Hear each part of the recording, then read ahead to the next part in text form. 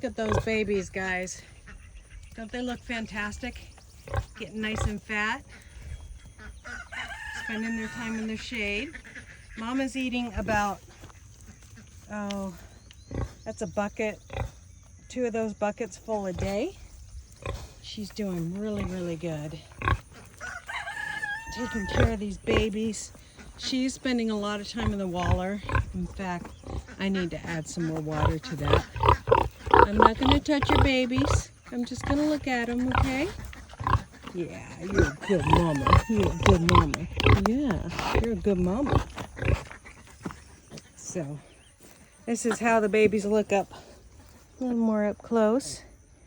They are definitely thicker and just, you know, full of mud too because they go out and see.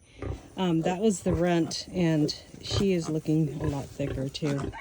Tails are getting thicker. Good growth on them. So Mama is doing an excellent job. And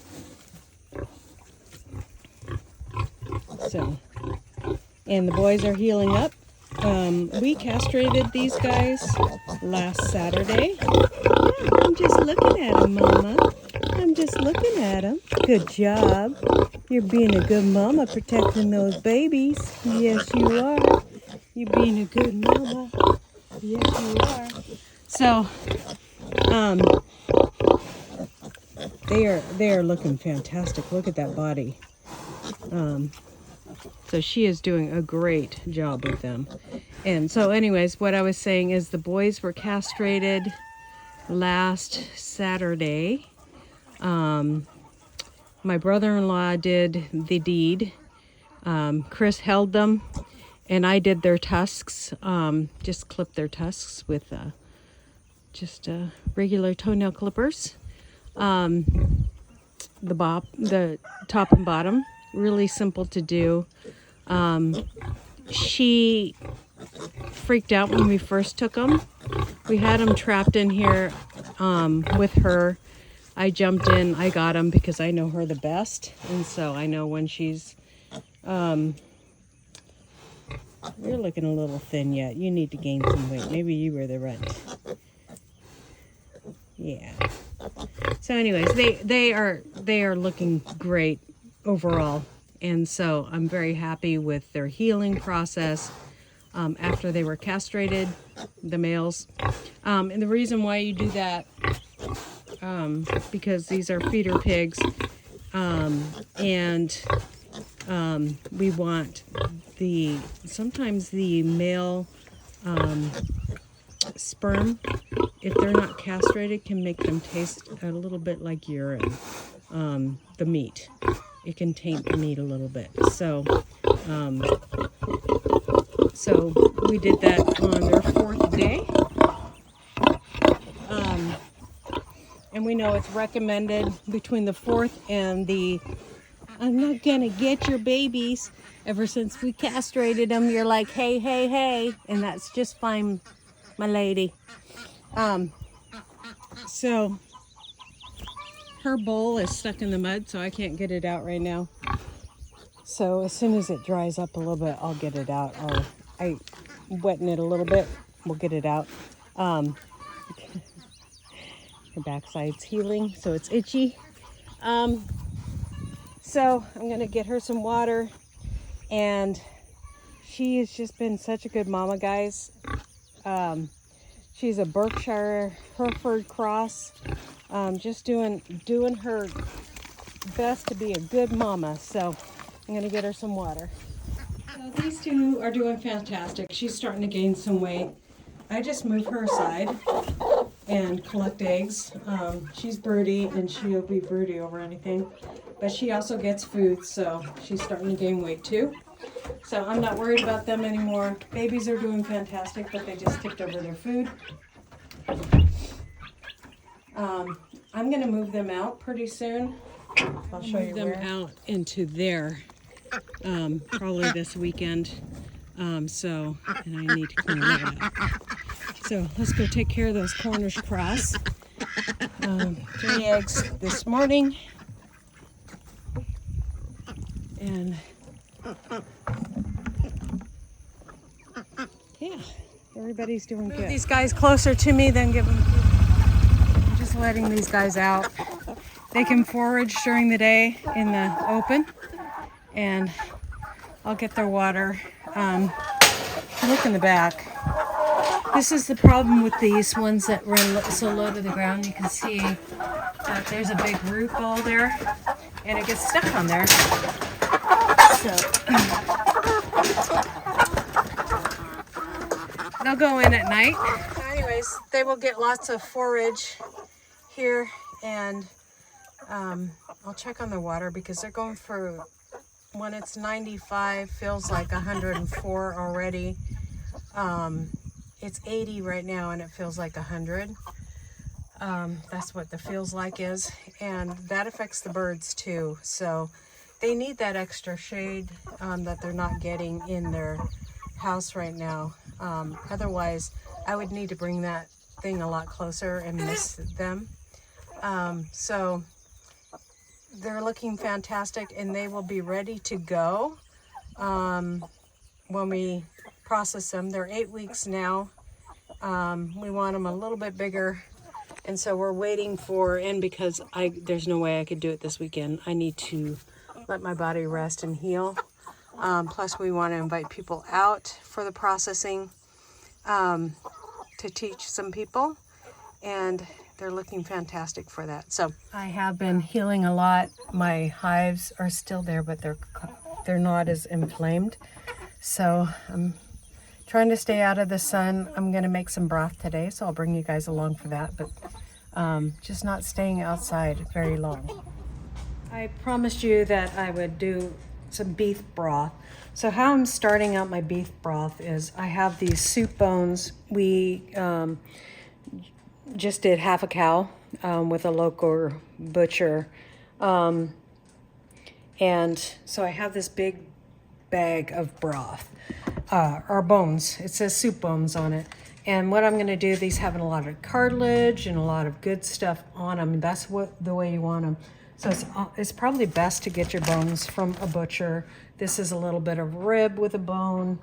I do get the knuckle bones and all of that stuff. The knuckle bones are great for your dogs, for their teeth. But you don't want to give it to them cooked. You want to give it to them raw. So I'm just taking this bone out here, and I'm going to roast it.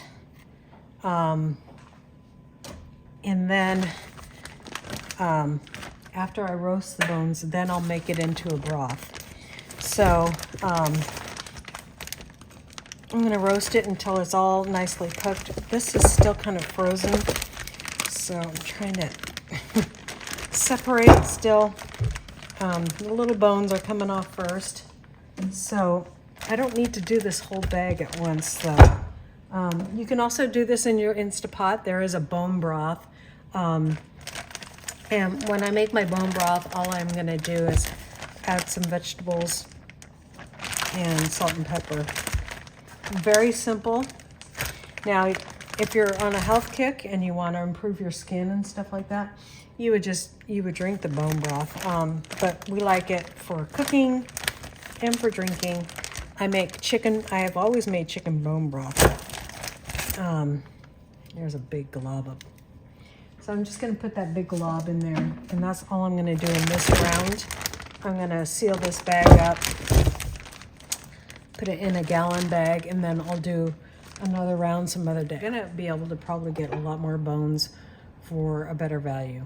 This is a huge bag. Not everybody knows that when they butcher a cow that they should get the bones for bone broth and making yummy, good stuff. This cow is all grass-fed, and we'll talk about why we got a grass-fed cow. We got it from a farmer that we know that believes in grass-fed. I believe in grass-fed too, but I didn't know enough about grass-fed because we couldn't afford grass-fed all the time. And so we didn't buy it. My husband really didn't want to spend the extra money as far as beef costs as it is. But we ran across a farmer that goes to our church, and he was doing grass-fed Dexters. And so we went ahead and bought half a cow from him. and grass-fed, grass-finished. Now, the difference between grass-fed and grass-finished is huge. The grass-finished cow, we have found out just recently that they are a lot more chewier than your normal cow that you would get in the grocery store. It does seem to change the taste, and I think it didn't really change the taste so much for me. It was the texture of not having that fat kind of marbled through it. Really made a difference in the mouthfeel. It was a chewier meat, and we didn't really care for that aspect, unfortunately. So I'm gonna go ahead and make this broth, and it's gonna make amazing broth, and we will eat the cow. It's just not what we were expected. And so as we were thinking about growing our own cattle here on the homestead, we were like, oh man, should we grass-fed, grass-finished? And now we know. Now after buying this cow, it was kind of like, okay, we are gonna do grain-finished, that's just the way it's gonna be, because we just don't like the taste. My oven is finally up to, I'll show you the rest of how I do this. Right now I'm actually making some pork broth for our dogs.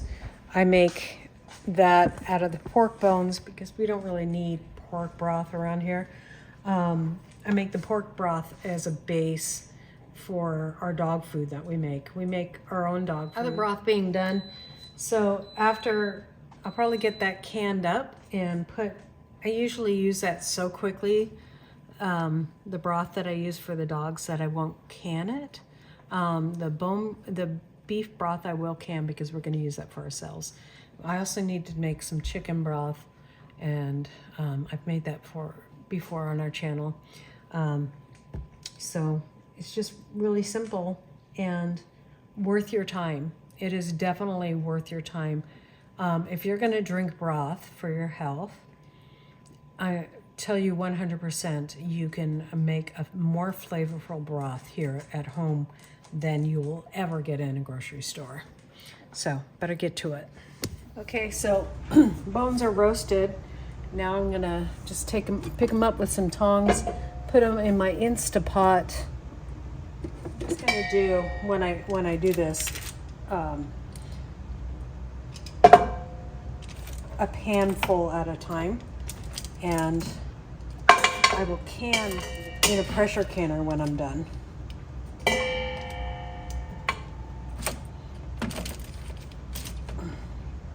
Smells amazing. That just adds extra flavor.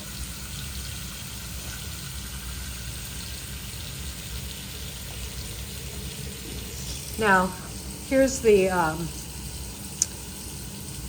pork broth that I made. I took the meat off of the bones after I cooked it. There was just a little bit of meat on those bones. I'll take the meat from these bones too after and put it in there. I make sure that I put the cartilage in there and the meat from the bones.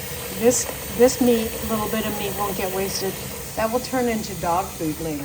Celery or carrots, and just add all my goodies in. Fresh onions out there hardening off, or not hardening off, really just kind of drying out for us to either put in the pantry or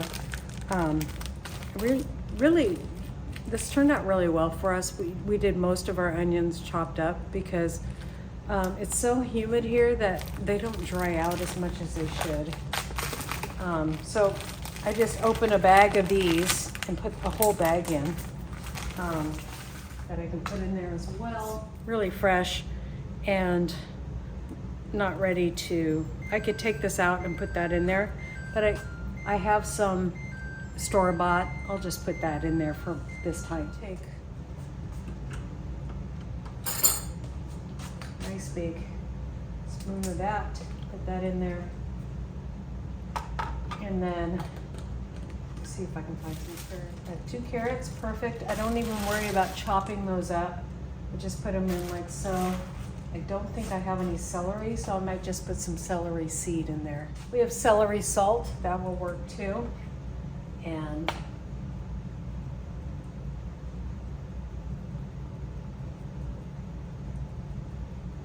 just putting a nice shake of that in there.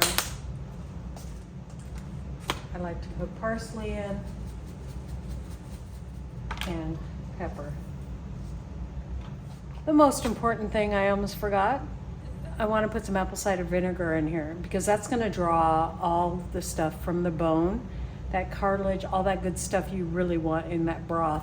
That's where your taste comes from. That's where the health benefit from broth comes from.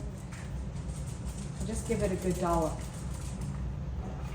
That should be good enough. Maybe just a little bit more.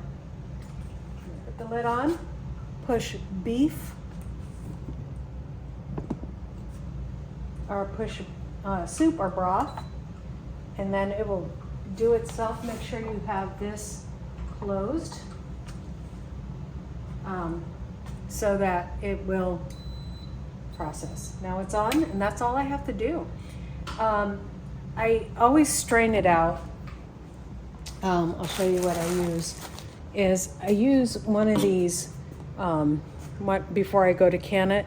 The jars that I put it in, I put this down, and then I use like a mesh strainer on top of that to take all the fine particles out.